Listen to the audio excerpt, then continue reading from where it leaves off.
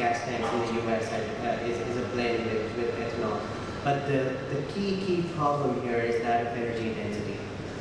For biofuels to be a viable drop-in fuel that actually work, you need to have an energy density that's almost double in terms of megajoules per liter and megajoules per kilogram. And most fuels fall short of that. Now Venture has gotten back into sustainable fuels. Fischer-Tropsch plus electrochemistry is being utilized by companies like 12. They have raised a lot of funding. They're making sustainable aviation fuels. And then Indian Oil has partnered with LanzaTech, which is a diverse feedstock plus biology to fuel company. But the problem remains. You make ethanol, which has 3 carbons, and then you had to dehydrate it, and then polymerize it to add more chains of carbon, and then fractionate it to get to 8 to 16 carbons you need to be an energy dense fuel. So it's a multi-step process. You can use the fanciest electrolyzers or the best catalysts, but the fact still remains that you need more than 6 carbons at the very least. So that's a long intro to why we chose VIA. We waited and we said no to most companies in the space. And then we met Louis. Louis is the co-founder of VIA, and he worked at Shell doing deep sea drilling operations all his life. And he really thinks that Teslas and high-cost electric vehicles aren't a silver bullet to climate tech. We need good bridge technologies and sustainable fuels. And existing cars, it costs an awful lot of money and energy to make a new Tesla. And we have all this installed CapEx, we have all these planes that we don't fly to. Like electric planes is not going to cut it, right? We need to make use of infrastructure we have. So he wanted to do a play in sustainable fuels, and he met Dr. Philip Barr, who is the CSO and the inventor of the tech here. Philip wrote the first textbook on yeast engineering, genetic engineering in yeast, and we're fortunate to have him. And the hero product here is 3-MA.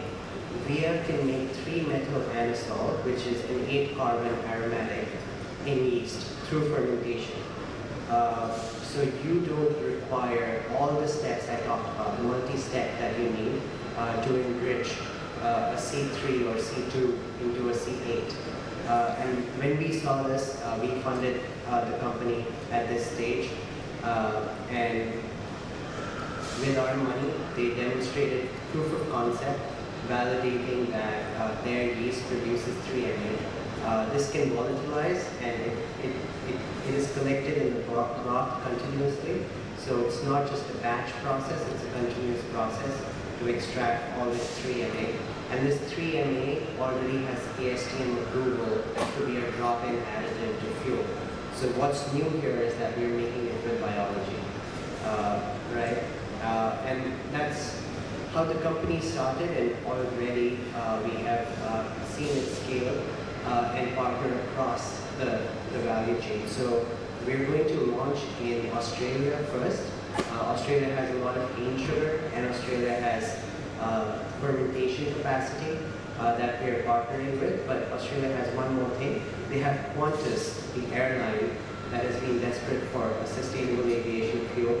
You have to fly an awful lot of a distance to get anywhere in the world from Australia. So we have forward commitments from sustainable aviation fuel companies, and we will partner across the value chain so we don't have to build our own CapEx. So why I'm at scale today is there's a great deal of biomass in India. There's biomanufacturing and 3-MAs in industrial building block that can be refined into MCH and then toluene. So it fits into the toluene xylene value chain very well. And so we would love to meet with commercial partners that want to get interested, that want to get invested in this product family, both from piloting as well as strategic investment opportunities. And then last year when I was in India, the India Biofuels Alliance was launched at G20, we would love to learn more about the stakeholders and if there's any in the room that are part of that alliance, because we think that this product and the energy density that it brings to fuels makes it a really high-performing, high-value target for the space. So yeah, that's VIA, and that's also my final presentation for the day. Thank you all very much for your attention.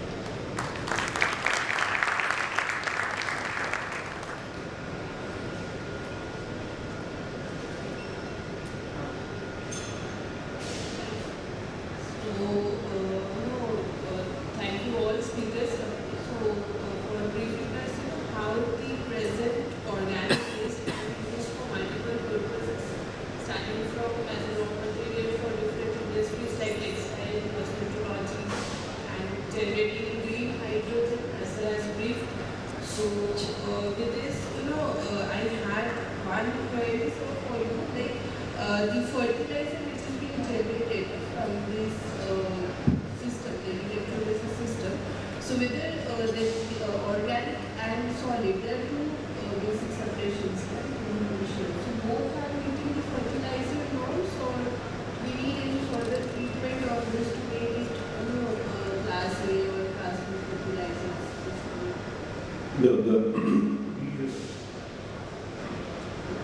The organic fertilizer is essentially derived out of the renewable food waste, and so that's directly containing one of the nutrients required for bacteria to grow.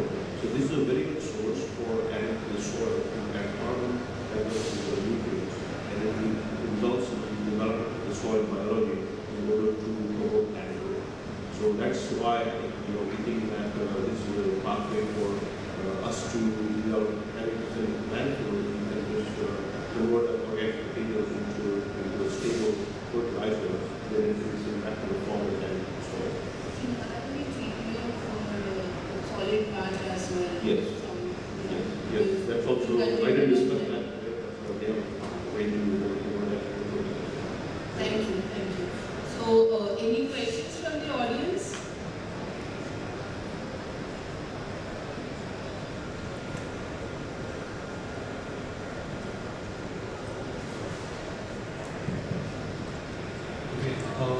Hello. My question is to Mr. Parikshit. As I am also from the deep tech startup, I am Shardul from Nagpur. I heard all the three presentations of yours, and I know you have invested in three deep tech companies, and most of them are in pilot scale, prototype stages, or they are at developing stages. I am also at that stage at my end, and looking forward to doing it, commercializing it and scaling it up. So what challenges you think can be there while scaling it up that are too deep tech, which are chemistry related, physics related, and which are treated to be treated at molecular level. So what things you will consider while scaling them up and to make it commercial ready? That's my question. I mean, I'm happy to talk specifics with you, but I think the biggest challenge is we need patient capital. Without time, deep tech does not come to industry. If you want to give a 5 to 7 year investment horizon, deep tech does not work on that time frame. So yeah, that's why the biggest challenge I don't think relates to technology. Most of our companies have, at least in my portfolio, have excellent intellectual property and world-class talent. And over time, I've seen most of my companies have hit technical specs that are industrially developed. It's just time. And what we need, and the biggest thing we need, is to catalyze an ecosystem that is patient, because maybe it's not great IRRs, but over time, if you let these technologies gestate, you have really sticky products that are clean and green and can try world-class returns. So I think it's more about ecosystem creation and working well. And one other thing I would say is venture capital has worked on old playbooks that don't translate to clean tech. A lot of VCs made an awful lot of money in software as service and fintech, and that just does not work for deep tech. We need very different lenses and capital structures for it to work in deep tech. And you cannot be a Mark Zuckerberg style disruptor in this space. You have to be a diplomat. You have to be able to work across the value chain and create incentives. So yeah, that's the other thing I would say is venture capital needs to update its model a little bit and move on from the heydays of software. That's something that needs to happen. I think it's the biggest challenge.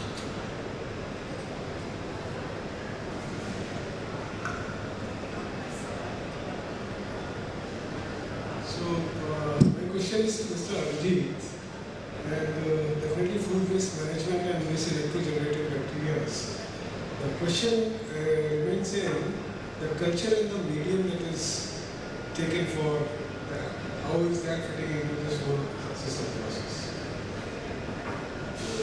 You talk about the media we use for growing bacteria?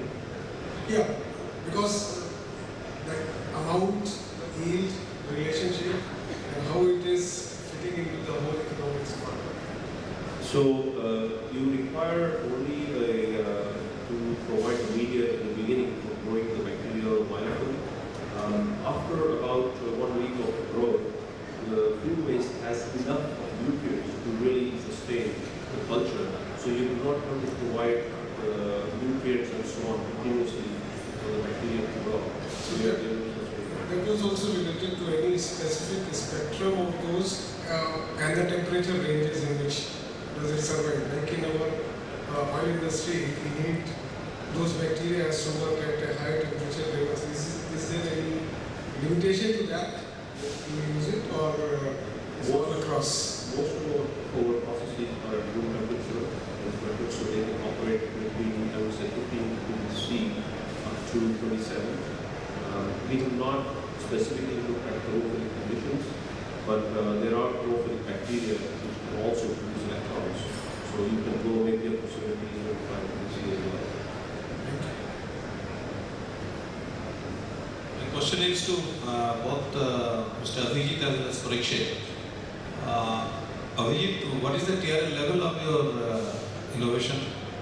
Currently around 6, we are doing a couple of pilot projects right now. Okay. Winery and as I said, So you made a pilot project, yeah, but not demonstration as yet. right. Yeah, Okay. small pilot. And what is your assessment of investment required for taking to TRL, say 8 plus at least or 9 ideally? We are at a pre-Series A stage, and so we will potentially be raising a Series A round in the next year or two. And I expect us to bring in about $10+ million for really scaling up to that level for demonstration scale. And the entire process is within your IP rights or it's Yes. a mix and match? No, it's all our right. Your own? Because we have been contacted, I am from NTPC, in fact he is from ONGC. So we have been approached by many individuals and organizations over the last 3 years with the same similar concepts, directly from US as well as like Lanzatic is one who is working with us. Right? So how different it is from the competing technologies that are emerging? Our patent for the bioprocess and microbial enrichment comes from British National Lab. So in these patents, you can potentially have multiple universities or players who have similar patents, but each one of them has a unique aspect of activated technology. And so you could have similar kind of approaches with electrically based hydrogen production, but there could be different patents which are tweaked in a certain way for you to optimize the system. So I would say you can do probably the same thing with different approaches as well. And going forward, that once I say develop it with you and set up a plant, regarding the bacteria, have to replace them from time to time or add? Is that generated? Yeah, they are perpetuating the self-generating bacteria. Enough to sustain and continue? And if I were to take a shutdown for a month or so, what happens to the bacteria? You do want to store and have a culture. So if you have one form operation to shut down, then you may have to re-inoculate, but then you can restart the process. So you have probably annual maintenance period when you want to shut down, but then you can either store the bacteria that you had from the previous batch and reuse it, or you can have a separate inoculation procedure. Assuming the food waste part is free, zero cost input, you are not using any external electricity. We are. So what is the cost of production? Thumb rule, tentative, as of now? Our target is to get to about 2.5 kg per dollar per kg of hydrogen. $2.5? Per kilogram of hydrogen. $2.5 per kg of hydrogen. What is the main cost element? Because today's hydrogen generation electricity main is the OPEX for electricity. We do use electricity, about half of what is required for water electrolysis. So there is some electricity into it, and then there is of course capex. For auxiliaries, or what do you do with the electricity? I will have to probably talk with you in separate Okay. Parikshit, coming to your issue, the same, let me start with the TRL. What is your TRL level? Bring it. TRL 3 at the moment. It's very nascent It's stage. just being validated on benchtop scale. And for financing needs, we're currently structuring the $5 million round, on which $2 million de-risks the capture technology. Once you make 3 million block, and the remaining $3 million basically scales it up with the fermentation partner in Australia, Corner Bio, so we can show proof of demo to Qantas. Now the typical aviation fuel, either in SKO or typical ADF, which is a variant of that, the megajoule wise, the range will be something around 38 to 45, That's right. right? Different turbines used. Yours is around 20, and you have already rightly told that you want to take it to the double level. So ethanol is around 20, 3 MA is in the 30 to 40 range. That's why 3 MA was chosen, because it is at par with the top right quadrant where you want to be. So it's already in the 30 to 50 megajoule per liter range. So how do you want to double the calorific value of that? We're not done. We're not done. 3 MA is already very energy dense. The innovation here is we're making 3 MA yeast with fermentation. So Any other elements and contaminants coming which may destroy the turbine blades and things? That's a great question, and I'll have to direct that to the company, to the CTO. But yeah, I think we will, downstream processing will have to be done. It's too early to tell you the answer to that because we haven't done a test. But yeah, we will need to put downstream testing. The good thing about having 3 MA is that it volatilizes, so it leaves the fermentation broth. So a lot of the toxicity and the impurity can stay in the broth, and you're just capturing the final product, which is in other fermentation plays, we waste a lot of money on downstream processing and filtration just to remove impurities. But here, we're hopeful, and it's just theoretical because we haven't done a scale up of DSP, that won't be an issue. Yeah. Okay. Just talk to Mirik, who is coordinating, and you can tell Bhattacharya from NTPC, Mr. Srivastava from NGC, and Mr. Saran from Nuclear Power, and Mr. Mathur. He was earlier in Gas Authority of India. We have the galaxy of people here. Yes. So contact us, Absolutely. and we'll give it more detail and we'll discuss. Yes, and yeah. Sorry, we missed Linton and Abur, but anyway, great presentations. We will carry on. Thank you. And one thing I'll add is, so Abhijit's company and Kai, we are all part of the same portfolio. If you're ever in San Francisco or New York, we can create a little showcase for ONGC or NTPC or any other coming to India entities or PSUs. We have a very active corporate partnership program, and we're very hands-on in structuring deals for our portfolio. So we'll be happy to do that. Yes.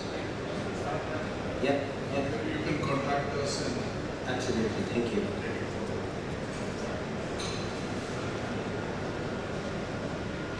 Right, so the four of you on this side, the four of you on this side managed to dug the well deeper. So thank you for doing that, and I'm sure it's going to help us. The idea behind scale.